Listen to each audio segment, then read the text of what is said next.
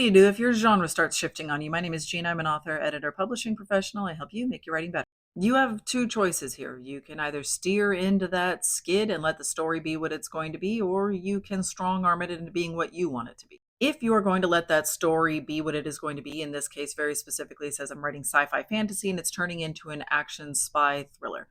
A action spy thriller. First of all, action doesn't mean anything. There's action in all of these genres here, so you can yoink that right out of there. So, spy thriller is a structural genre. This is saying what beats are going to happen at what point within the story and how fast the story needs to move and how quickly we need to move from one beat to another. Where sci fi or fantasy, or if you're doing science fantasy, is more of an aesthetic genre. It doesn't have as much structure to it, it doesn't have as many rules about what needs to happen when. And so, if you understand the difference between an aesthetic genre and a structural genre, you can blend those together appropriately and use the aesthetic to help decorate the structure that you are using. Or your second choice is to strong arm this story into being what it is that you want it to be. Usually, by the time you recognize that a shift has happened, you are way past the point of where the shift actually started.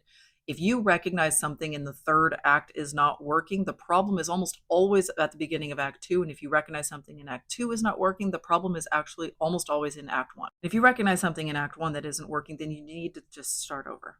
So you're going to have to work backwards and figure out what choice your characters made or what choice you made that put you on the wrong path, on the path that you don't want to be on. And you're going to have to scrap kind of a lot of stuff to go back to the point where it is doing what you wanted it to do. Why would you want a strong arm a story? Maybe you are under contract for a sci-fi fantasy without any spy thriller elements in it. I don't know why they would specify that in your contract, but maybe they do have a contract with you where you're saying like, we need you to deliver X. You can't accidentally turn this into a Y kind of a story. You need to deliver the one that you promised.